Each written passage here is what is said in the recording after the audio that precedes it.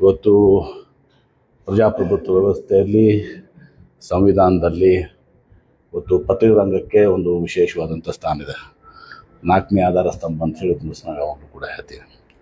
ಹೀಗಾಗಿ ಈ ತಮ್ಮ ಒಂದು ಏನು ಕಾರ್ಯ ಇದೆ, ಇವತ್ತು ಅನೇಕ ಸಂದರ್ಭದಲ್ಲಿ ಅದು ನಮಗೆ ಒಪ್ಪಿಗೆ ಆಗದಿದ್ದರೂ ಕೂಡ ಇವತ್ತು ದಿವಸ ಪ್ರಭಾವದಲ್ಲಿ ಜನರ ಸಮಸ್ಯೆಗಳಿಗೆ ಮತ್ತು ದೇಶದ ಒಂದು ಹಿತಕ್ಕಾಗಿ, ರಾಜ್ಯದ ಹಿತಕ್ಕಾಗಿ, ಜನರ ಹಿತಕ್ಕಾಗಿ ಪತ್ರಿಕಾರಂಗದವ್ರು ತಾವು ಕೆಲಸವನ್ನು ಮಾಡಿದ್ದೀರಿ. ತಮ್ಮೆಲ್ಲರಿಗೂ ಕೂಡ ಹೃದಯಪೂರ್ವಕವಾದಂಥ ಶುಭಾಶಯಗಳನ್ನ ಕೊಡ್ತೇನೆ.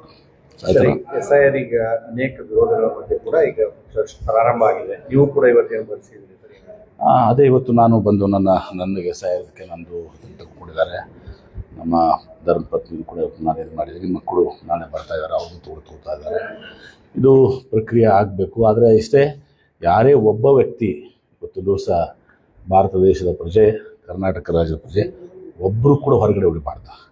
ವಿಶೇಷವಾಗಿ ಇದರಲ್ಲಿ ಆಪಾದನೆಗಳಿದ್ದಾವೆ, ಟಾರ್ಗೆಟ್ ಮಾಡ್ತಾ ಇದ್ದಾರೆ. ವಿಶೇಷವಾಗಿ ಅಲ್ಪಸಂಖ್ಯಾತರನ್ನ, ಬೇರೆ ಈಗ ವಿಜಯಪುರ ಜಿಲ್ಲೆಯಲ್ಲಿ ಲಂಬಾಣಿ ಸಮಾಜ ತಗೊಳ್ಳಿ, ದಲಿತ ಸಮುದಾಯ ತಗೊಳ್ಳಿ, ಬೇರೆ ಕಡೆ ಇವತ್ತು ದಿವಸ ಕೆಲಸಕ್ಕೆ ಇವತ್ತು ದಿವಸ ಹೋಗಿರ್ತಾರೆ. ನೀರಾವರಿ ಆದ್ಮೇಲೆ ಕಡಿಮೆ ಆಗಿದೆ. ಅದಾಗಿನೂ ಕೂಡ ಮಹಾರಾಷ್ಟ್ರ, ಗೋವಾಕ್ಕೆಲ್ಲ ಹೋಗಿರ್ತಾರೆ.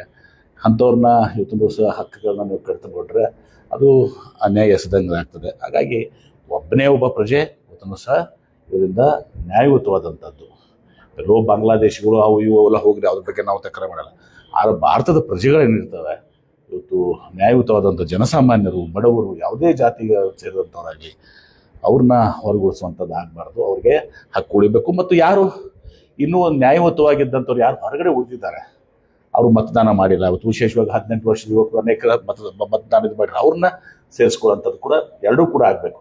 ಆದರೆ ಇದನ್ನು ಡಿಲೀಟ್ ಮಾಡಿ ರಾಜಕೀಯ ಉದ್ದೇಶದಿಂದ ನಿಮ್ಮ ರಾಜಕೀಯ ಹಿತಾಸಕ್ತಿಯನ್ನು, ಬೇಳೆಯನ್ನು ಬಳಸ್ಕೊಳ್ಳೋಕೆ ಮಾಡುವಂಥದ್ದು ಅದು ಕರ್ನಾಟಕ ರಾಜ್ಯದಲ್ಲಿ ಬೇರೆ ರಾಜ್ಯಗಳಾಗಿದೆ. ಇವತ್ತು ಉತ್ತರ ಪ್ರದೇಶವು, ವೆಸ್ಟ್ ಬೆಂಗಾಲು, ಬೇರೆ ಬೇರೆ ಇದರಲ್ಲಿ ದಿವಸ ಆಗಿದೆ. ನಮ್ಮ ರಾಜ್ಯದಲ್ಲಿ ಅದನ್ನ ಆಗಬಾರ್ದು. ಆ ದಿಶೆಯಲ್ಲಿ ಎಲ್ಲ ಪ್ರಯತ್ನಗಳು ನಮ್ಮ ಸರ್ಕಾರ, ನಮ್ಮ ಪಕ್ಷನೂ ಕೂಡ ಇವತ್ತು ದಿವಸ ನಾವು ಅದನ್ನು ಮಾಡ್ತಾ ಇದ್ದೀವಿ.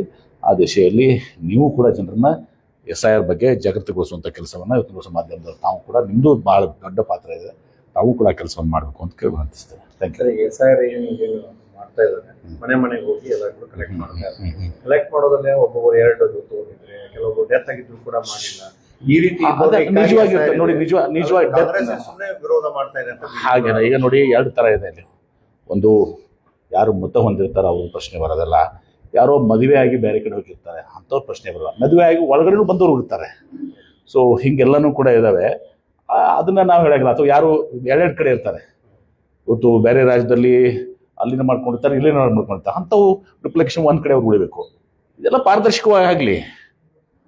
ಆದರೆ ನೋಡಿದ್ರಿ ವೆಸ್ಟ್ ಬೆಂಗಾಲ್ನಲ್ಲಿ ಇವ್ರು ಎಷ್ಟು ಸೀಟ್ಗಳು ಗೆದ್ದಿದ್ದಾರೆ, ಎಷ್ಟು ಮಾರ್ಜಿನಲ್ಲಿ ತೆಗೆದಿದ್ದಾರೆ ಅಂದರೆ ಅದೆಲ್ಲ ತೋರಿಸ್ತದೆ. ಕೆಲವೊಂದು ಕಡೆ ಎಲ್ಲ ಇಲೆಕ್ಷನ್ ಆದ ನಂತರ, ಎಲ್ಲೆಲ್ಲಿ SIR ಆದ ನಂತರ ಅಲ್ಲಿ BJP ಅಧಿಕಾರಕ್ಕೆ ಬಂದಿದೆ. ನೆಕ್ಸ್ಟ್ ಟೈಮ್ ಕೂಡ 2028 ಇಲ್ಲಿನೂ ಈ ರೀತಿ ಮಾಡ್ತಾನೋ ಆತಂಕ. 2028ರಲ್ಲಿ ನೀವು ಬರ್ದಿಟ್ಕೊಂಡ್ಬಿಡಿ, ಮತ್ತೆ ಕಾಂಗ್ರೆಸ್ ಪಕ್ಷ ಇಲ್ಲಿ ಈ ಸಲ 136 ಸೀಟ್ ಬಂದಿವಲ್ಲ, 150 ಸೀಟ್ಗಳನ್ನ ಪಡ್ಕೊಂಡು ನಾವು ಅಧಿಕಾರಕ್ಕೆ ಬರ್ತೀವಿ. ಇದರ ಅರ್ಥ ನಾವು SIR ನೆಗ್ಲೆಕ್ಟ್ ಮಾಡ್ಬೇಕಂತಲ್ಲ. ನಿಮ್ಮ ಹಕ್ಕನ್ನು ನೀವು, ಉದಾಹರಣೆಗೆ ನಿಮ್ಮದೇ ತಗೊಳ್ಳಿ, ನಿಮ್ಮ ಹಕ್ಕನ್ನು ನೀವು ಬಡ್ಕೋಸಕ್ಕಾಗ್ತದ? ಯಾರೇ ಇರಲಿ, ಪ್ರತಿಯೊಬ್ಬ ನಾಗರಿಕ, ಭಾರತೀಯ ನಾಗರಿಕ ಸಂವಿಧಾನದಲ್ಲಿ ಇದು ಮಾಡ್ಕೊಂಡಂಥವ್ರು, ಪ್ರಜಾಪ್ರಭುತ್ವ ವ್ಯವಸ್ಥೆಯಲ್ಲಿ ನಮ್ಮ ಇವರನ್ನು ಎಲ್ಲರೂ ರಕ್ಷಣೆ ಮಾಡುವಂಥದ್ದು. ಮತ್ತು ಇವರು ವಿಚಿತ್ರ ಹೇಳ್ತಾರೆ, ಪಾಸ್ಪೋರ್ಟ್ ಈಸ್ ನಾಟ್ ಸಿಟಿಜನ್ಶಿಪ್. ಇದನ್ನು ಹೊಸದು ಕೇಳ್ತೀರಿ. ಎಲ್ಲ ದೇಶದಲ್ಲಿ ಪಾಸ್ಪೋರ್ಟ್ಗೆ ಮಾನ್ಯತೆ ಇಲ್ಲ. ಆಧಾರ್ ಮಾಡಿದ್ದೀರಾ, ಆಧಾರ್ಗೆ ಮಾನ್ಯತೆ ಇಲ್ಲ ಅಂದ್ರೆ ಯಾವ ರೀತಿ ತೊಂದರೆ ಕೊಡ್ಬೇಕಾ? ಬರೀ ವೋಟರ್ ಐಡಿ ಅಂತ. ಅದು ಅವ್ರ ಉದ್ದೇಶ ನಾನು ಆಯ್ತು ಬಿಡಿ. ಬಡವರಿಗೆ ಪಾಸ್ಪೋರ್ಟ್ ಇರಂಗಿಲ್ಲ, ಶ್ರೀಮಂತರಿಗೆ ಇರ್ತಾವೆ. ಯಾರು ಪಾಸ್ಪೋರ್ಟ್ ಅದು ಅಲ್ಲ, ಆಧಾರ್ ಕಾರ್ಡ್. ಮತ್ತೆ ಎಲ್ಲದಕ್ಕೂ ನೀವು ಆಧಾರ್ ಕಾರ್ಡ್ ಲಿಂಕ್ ಮಾಡ್ತೀರಿ. ಮತ್ತೆ ಆಧಾರ್ ಕಾರ್ಡ್ ಮಾನ್ಯತೆ ಇಲ್ಲ ಅಂದ್ರೆ ಏನ್ ಹೇಳ್ಬೇಕು ನಮ್ಗೆ? ಇದೇ ಆತಂಕ ಏನೋ ಕಾಣ್ತಾ ಇದೆ. ಮತ್ತೆ ಅದು ಯಾವುದು ನಮ್ಮ ಆತಂಕ ಅಲ್ಲ, ನಮ್ಮ ಇದು ಪ್ರಶ್ನೆ. ಚುನಾವಣೆ ಗೆಲುವು ಸೋಲು ಬೇರೆ. ಈಗ ಉದಾಹರಣೆಗಾಗಿ ವೆಸ್ಟ್ ಬೆಂಗಾಲ್ ಅಲ್ಲಿ 80 ಸೀಟ್ಗಳು ಇವರು ಆ ಮಾರ್ಜಿನ್ ನಲ್ಲಿ ಇವ್ರು SIRದಾಗ ಏನು ವೋಟ್ ಕಟ್ ಮಾಡೋದು ಗೆದ್ದಿದ್ದಾರೆ. ನಮ್ಮ ರಾಜ್ಯದಲ್ಲಿ ಆ ರೀತಿ ಆಗ್ಲಕ್ಕೆ ಬಿಡೋದಲ್ಲ. Thank you.